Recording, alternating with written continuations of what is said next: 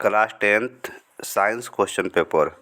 देखिए पहला क्वेश्चन है आपका, यदि किसी बीम का प्रतिबिंब का आवर्धन ऋणात्मक है तो उस प्रतिबिंब की प्रकृति क्या होगी।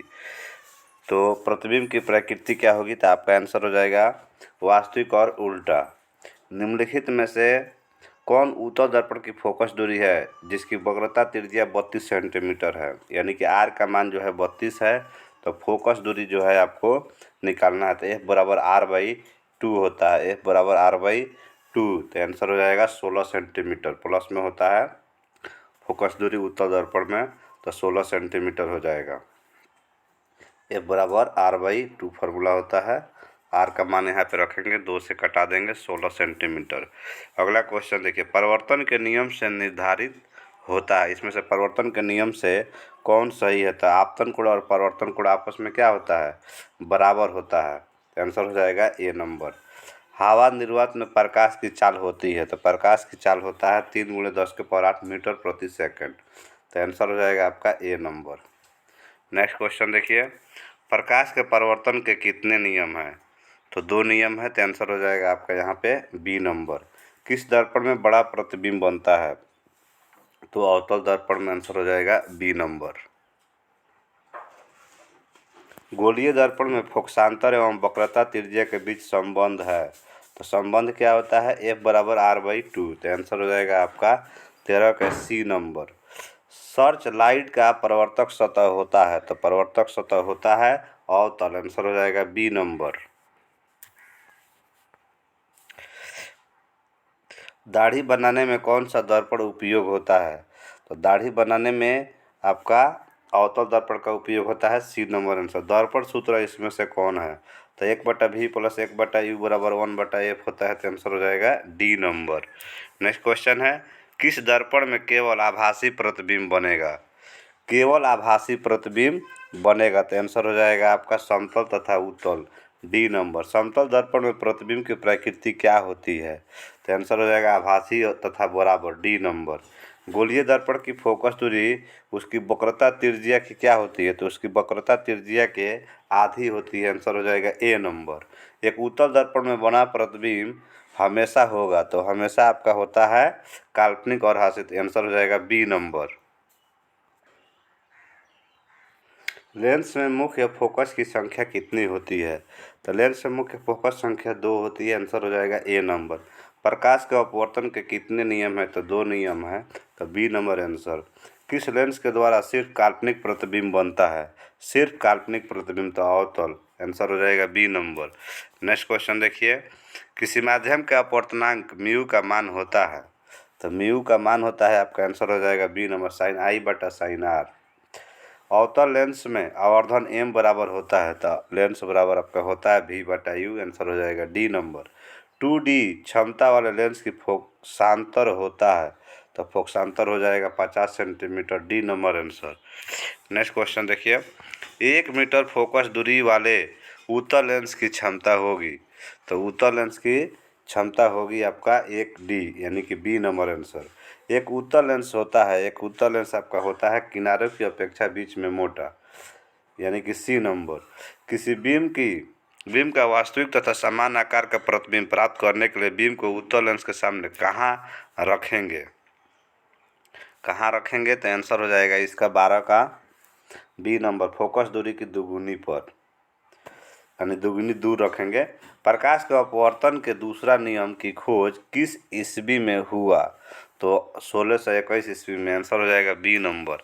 नेक्स्ट क्वेश्चन है, दो माध्यमों के सीमा पृष्ठ पर एक प्रकाश किरण लंबवत आपतित होती है, तो अपवर्तन कोण होगा, तो अपवर्तन कोण होता है 0 डिग्री। यदि आपतन कोण I तथा अपवर्तन कोण R है, तो कोणीय विचलन होगा, तो कोणीय विचलन होता है I-R, आंसर हो जाएगा बी नंबर। तो आपको हम बता दें कि इस वीडियो में जो है आपको सिर्फ फिजिक्स का ऑब्जेक्टिव हम बता रहे हैं। अगले वीडियो में केमिस्ट्री के बताएंगे, उसके बाद आपको हम बायोलॉजी के बताएंगे। तीनों वीडियो अगर आप देख लेते हैं तो पूरा ऑब्जेक्टिव आपका क्लियर हो जाएगा। तो देखिए तीसरा, अब इसमें क्वेश्चन है, नेत्र में प्रवेश करने वाली प्रकाश किरणों का अधिकांश अपवर्तन होता है, तो अधिकांश अपवर्तन होता है आपका, आंसर हो जाएगा तीसरे नंबर का कार्निया के बाहरी पृष्ठ पर, सी नंबर आंसर हो जाएगा। जब सूर्य का प्रकाश वायुमंडल से गुजरता है तो वायु के सूक्ष्म कण किस रंग के प्रकाश को अधिक प्रबलता से प्रकीर्णन करते हैं? तो आंसर हो जाएगा आपका नीला, यानी कि डी नंबर। पुतली यानी पुतली के साइज को कौन नियंत्रित करता है? तो आंसर हो जाएगा आपका परितारिका, बी नंबर। नेक्स्ट क्वेश्चन देखिए, दीर्घ दृष्टि दोष का निवारण किस लेंस से होता है? किस लेंस से होता है? तो उत्तल लेंस। आंसर हो जाएगा ए नंबर। स्पेक्ट्रम में किस रंग की किरण की झुकाव अधिक होता है? तो आंसर हो जाएगा लाल, ए नंबर आंसर हो जाएगा। नेक्स्ट क्वेश्चन देखिए, वह बड़पट जिस पर प्राप्त सभी रंग स्पष्ट रूप से दिखाई पड़ते हैं क्या कहलाता है? तो यहाँ पे आपका आंसर हो जाएगा 8वें नंबर में ए, यानी शुद्ध वर्णपट। मानव नेत्र जिस भाग पर किसी वस्तु का प्रतिबिंब है वह है, तो वह है आपका आंसर हो जाएगा दृष्टिपटल, D number answer. Next question देखिए, मानव नेत्र में किस प्रकार का लेंस पाया जाता है? किस प्रकार का लेंस पाया जाता है? तो उत्तल लेंस, ए नंबर। जो नेत्र निकट स्थित वस्तु को साफ नहीं देख सकता है उस नेत्र में होता है, तो उस नेत्र में हो जाता है आपको दूरदृष्टि दोष, ए नंबर आंसर। सामान्य आँख के लिए उसकी समंजन क्षमता कितना होता है? तो उसकी समंजन क्षमता होता है 4D, आंसर हो जाएगा बी नंबर। प्रकाश का प्राथमिक बड़ है, प्रकाश का प्राथमिक बड़ है इनमें से सभी।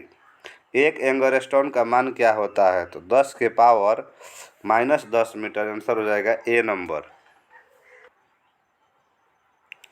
निम्नलिखित में से कौन विद्युत विभवांतर का एसआई मात्रक है? तो एसआई मात्रक है वोल्ट, आंसर होगा सी नंबर। भारत में उत्पादित प्रतिवर्ती विद्युत धारा की आवृत्ति है, तो यहाँ पर आवृत्ति हो जाएगी 50 हर्ट्ज। किलोवाट घंटा बराबर होता है, किलोवाट घंटा बराबर होता है 1 यूनिट, आंसर हो जाएगा ए नंबर। 1 एचपी बराबर होता है 746 वाट, आंसर हो जाएगा ए नंबर।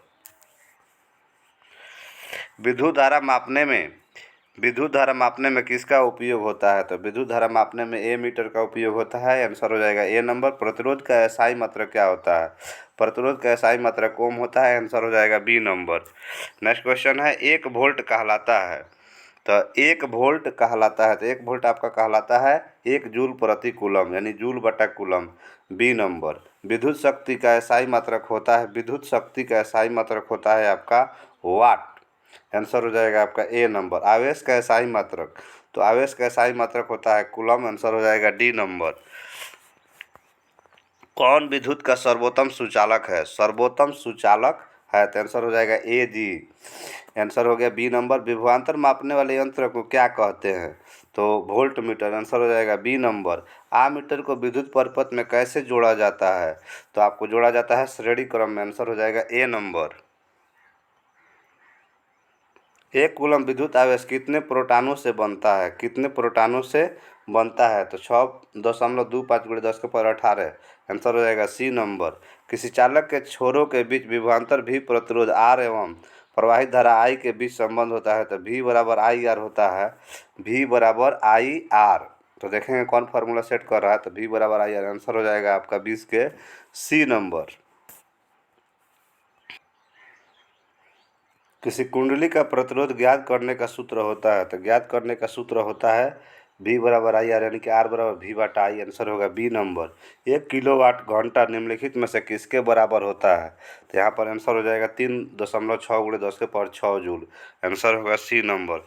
नेक्स्ट क्वेश्चन देखिए, निम्नलिखित में से कौन सा पद विद्युत परिपथ में विद्युत शक्ति को निरूपित नहीं करता है? तो निरूपित नहीं करता है, आपका आंसर हो जाएगा IR², बी नंबर।